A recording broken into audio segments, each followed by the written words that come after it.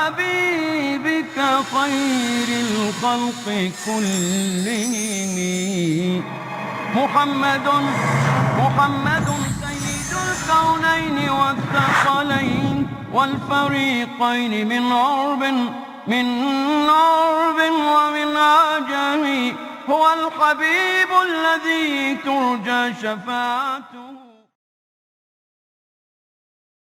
السلام علیکم ورحمۃ اللہ وبرکاتہ. وعلیکم السلام ورحمۃ اللہ وبرکاتہ.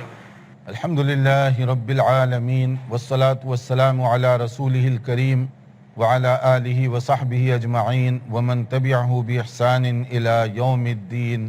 اما بعد. محترم بھائیوں اور بہنوں، ایک مسلمان کے لیے ضروری ہے کہ وہ سنت کے مطابق اپنی زندگی بسر کرے.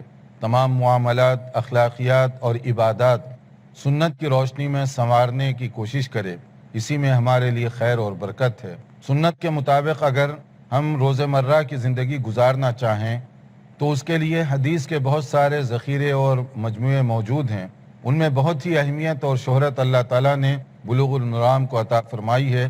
علامہ ابن حجر عسقلانی رحمۃ اللہ علیہ کا یہ انتخاب حدیث کا نسخہ اور مجموعہ ہے. اس میں روزمرہ کی زندگی میں پیش آنے والے بیشتر مسائل کا سنت کی روشنی میں حل بتایا گیا ہے. کوشش کریں کہ اپنی زندگی کے مسائل کو حدیث کی روشنی میں حل کریں، اس کے ساتھ مربوط کریں. اسی میں ہمارے لیے خیر اور اسی میں ہمارے لیے بھلائی ہے. نماز کے متعلق گزشتہ لیکچر میں ہم نے بہت ساری چیزیں کور کی ہیں. اب اس کا کچھ اور باقی حصہ جیسے مسافر کی نماز، مریض کی نماز اور اس سے متعلقہ جو امور ہیں اس پر انشاءاللہ تعالی اس وقت گفتگو کی جائے گی، کیونکہ دین اسلام سب کے لیے ہے، امیر کے لیے بھی، غریب کے لیے بھی، مقیم کے لیے بھی، مسافر کے لیے بھی، صحت مند کے لیے بھی، تندرست کے لیے بھی. ہر ایک کے لیے رولز اور ریگولیشن بتا دیے گئے ہیں. اگر ہم شریعت میں دیے گئے ان اصولوں اور قانون کو سامنے رکھیں تو کبھی مشکل نہیں ہوگی. مسافر کے لیے نمازوں میں ایک تو 4 رکعت والی نماز میں کٹوتی کر کے 2 رکعت رکھے گئے ہیں. ظہر، عصر اور عشاء اس میں وہ 2 رکعت پڑھے گا. مغرب کی نماز میں کوئی قصر نہیں ہے. فجر کی نماز میں بھی چونکہ 2 ہی رکعت ہیں، 1 رکعت نہیں ہوگی. اسی طرح سے جمع بین الصلاتین، حسب ضرورت 2 نمازوں کے درمیان یعنی ظہر، عصر اور مغرب اور عشاء کے درمیان وہ جمع کر سکتا ہے. اگر اس جمع کے قاعدے قانون سے فائدہ اٹھایا جائے تو موجودہ دور میں جو لوگ بہت زیادہ سفر کرتے ہیں ان کو بارہا اس کا تجربہ ہوا ہوگا. کبھی ایئر سے جا رہے ہیں، پلین کا ٹائم ہے، کچھ آپ ظہر کی نماز تو پڑھ لی ہے ایئرپورٹ پر، عصر کا کیا کریں گے؟ اگر ظہر کے ساتھ عصر ملا کر پڑھ لیں تو وہ آپ کے لیے سفر بڑا آسان بن جائے گا، ورنہ نماز کے چھوٹنے کا خطرہ ہوتا ہے. اسی طرح سے مغرب کی نماز کے بعد اگر عشاء کی نماز پڑھ لی جائے تو بھی اس کے اندر سہولت ہے، لیکن یہ ضرورت کے مطابق. ایسے نہیں کہ خامخواہ آپ جمع کریں بلا ضرورت کے، جہاں ضرورت ہے وہاں جمع کرنے کی اجازت دی گئی.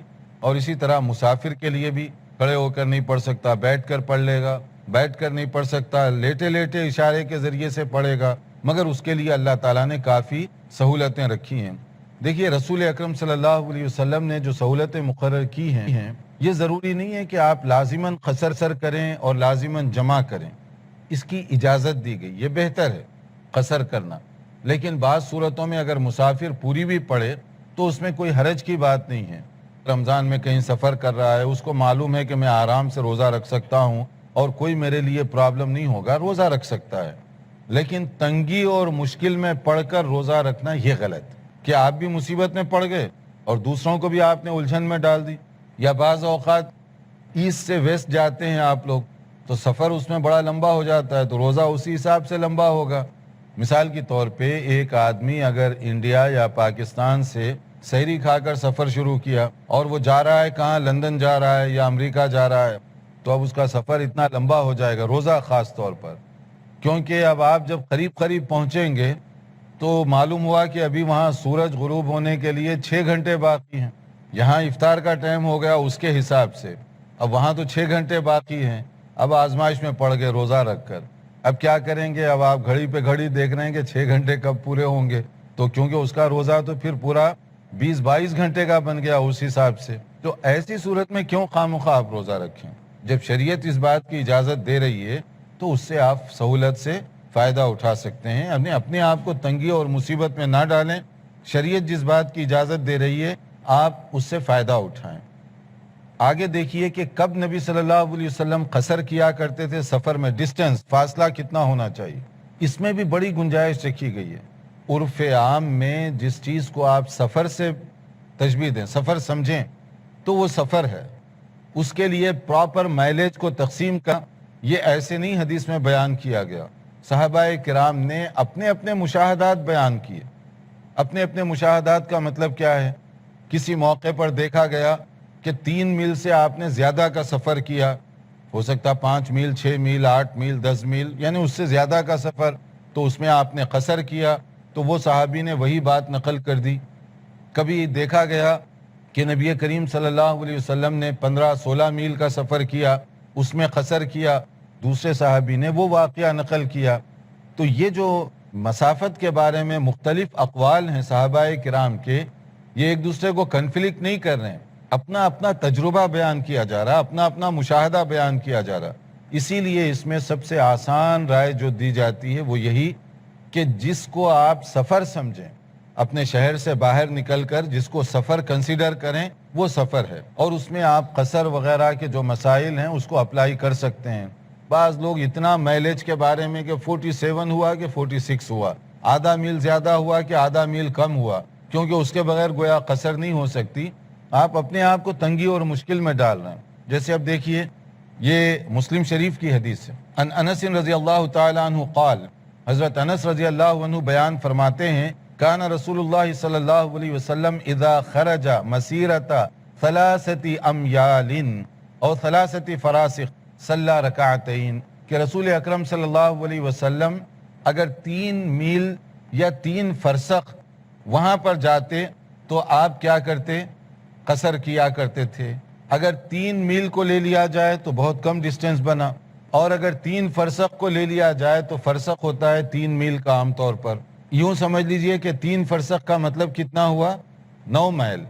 اس پر بھی قصر کی نماز ہو سکتی ہے. تو یہ وہ بعض لوگ جو 45 46 کی لازمی شرط رکھتے ہیں، دونوں معنوں کی صورت میں یہاں گنجائش نکل رہی ہے. فرسخ کو بھی اگر آپ لے لیں پھر بھی 10 میل کے اندر کا فاصلہ وہ بنا.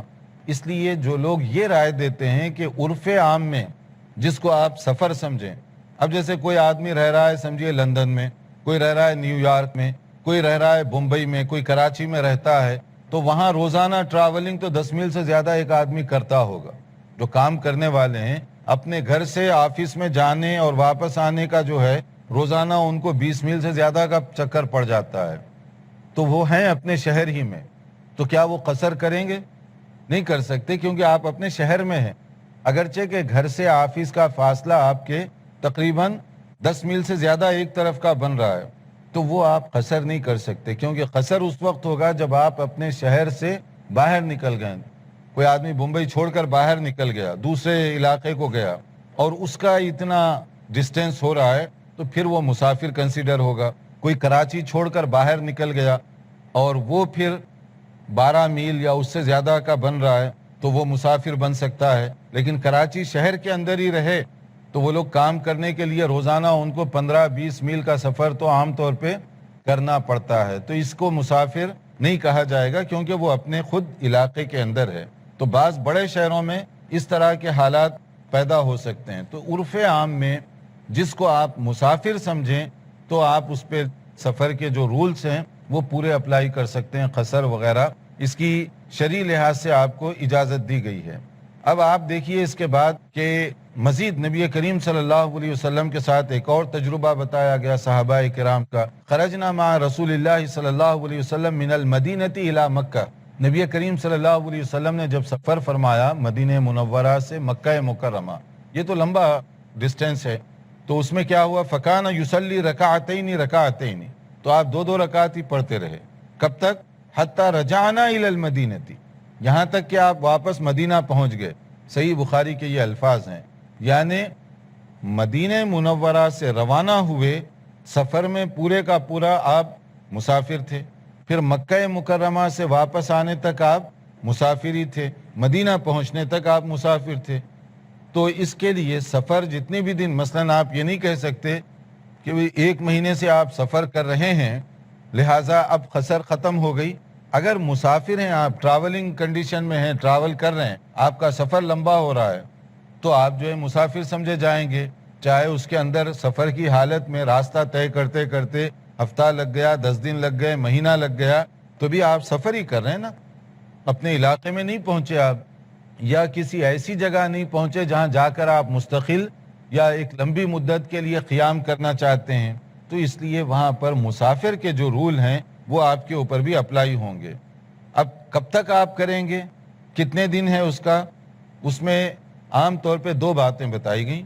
ایک یہ ہے کہ اگر پہلے سے آپ کو معلوم ہے، ٹائم ٹیبل طے ہے سفر کا، میں جا رہا ہوں یہاں سے کوئی بھی شہر کو، اور آپ پہلے سے طے کر لیتے ہیں کہ مجھے وہاں جا کر 10 دن رہنا ہے مثلا، تو 10 دن طے ہو گئے نا، تو پھر کیا کریں گے آپ، اگر ایک فگر ہے جو بتایا گیا 4 دن، اگر پہلے سے طے ہے کہ 4 دن سے زیادہ مجھے وہاں رکنا ہے تو آپ مسافر نہیں بلکہ وہاں مقیم سمجھے جائیں گے۔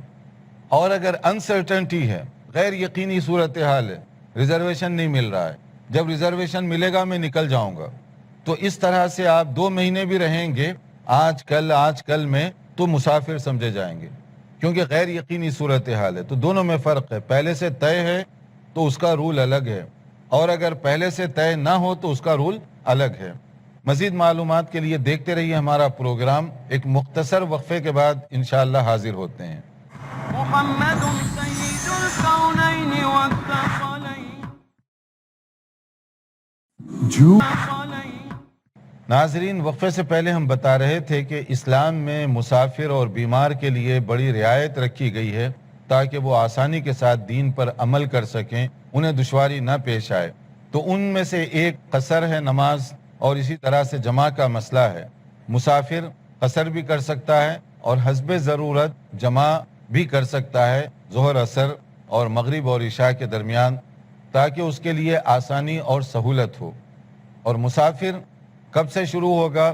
9 میل سے بھی مسافر شروع ہو جائے گا، یعنی اپنے شہر کو چھوڑ کر اگر وہ کسی دوسرے علاقے میں پہنچتا ہے جو 9 میل ہے، وہاں سے لے کر بعض علماء نے 45 میل، بعض نے 48 میل، بعض نے 50 میل، 52 میل، اس طرح کی مسافت بتائی ہے۔ اور آج کل اگر زیادہ سے زیادہ کو بھی لے لیا جائے 50 میل، پھر بھی بہت معمولی سی ہے، اور اس میں آپ بڑے آرام اور اطمینان کے ساتھ سفر کے جو رولز ہیں وہ اپنے اوپر اپلائی کر سکتے ہیں۔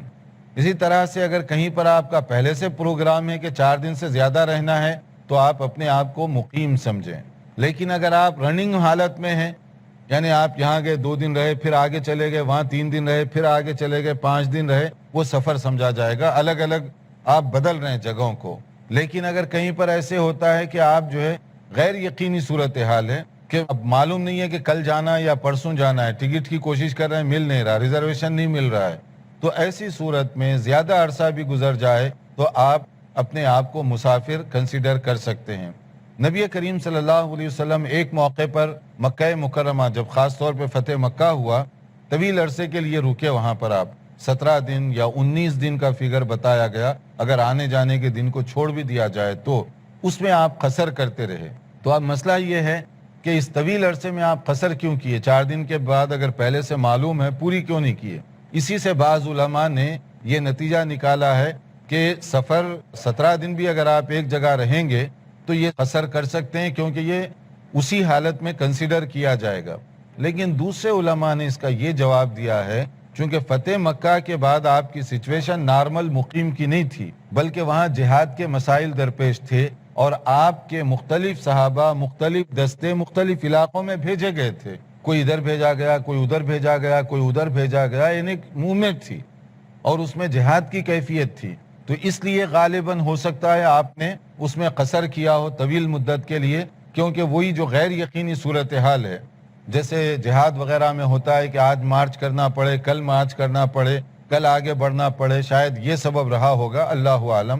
لیکن دونوں کے اپنی جگہ دلائل ہیں کہ چاہے 17 دن کے لیے سفر کنسیڈر کریں، چاہے 4 دن کے لیے، لیکن اس سلسلے میں اگر 4 دن کو ہم لے لیں تو وہ زیادہ احتیاطی بات ہوگی، اور زیادہ جو علماء کرام ہیں وہ لوگ اسی رائے کے قائل ہیں تاکہ اپنے آپ کو رسک میں نہ ڈالیں۔ عن ابن عباس رضی اللہ تعالی عنہما قال اقام النبی صلی اللہ علیہ وسلم 19 یومن یقصر، کہ نبی کریم صلی اللہ علیہ وسلم 19 دن تک مکہ مکرمہ میں رہے اور اس میں آپ قصر ہی کرتے رہے۔ اب یہ 19 کا جو فگر ہے وہی جیسے میں نے بتایا کہ نبی صلی اللہ علیہ وسلم فتح مکہ کے بعد طویل عرصے کے لیے رہے، حجۃ الوداع کے موقع پر آپ زیادہ عرصہ وہاں نہیں رہے، اسی طرح سے عمرہ کرنے کے لیے جب آپ تشریف لے گئے تو اس وقت بھی زیادہ عرصے کے لیے وہاں پر آپ نہیں رہے۔ اور اسی طرح ایک اور بتایا گیا اقامہ بتبوک 20 یومن یقصر الصلاۃ، کہ نبی کریم صلی اللہ علیہ وسلم تبوک کے لیے جب تشریف لے گئے تو وہاں بھی ذرا طویل عرصہ آپ کا رہنا پڑا، 20 دن، تو اس میں بھی آپ قصر کرتے رہے۔ لیکن یہ جو سچویشن ہے یہ عام سچویشن اور حالات سے بدلی ہوئی ہے، اور بعض اوقات سفر میں آپ جمع تقدیم بھی کر سکتے ہیں، جمع تاخیر بھی۔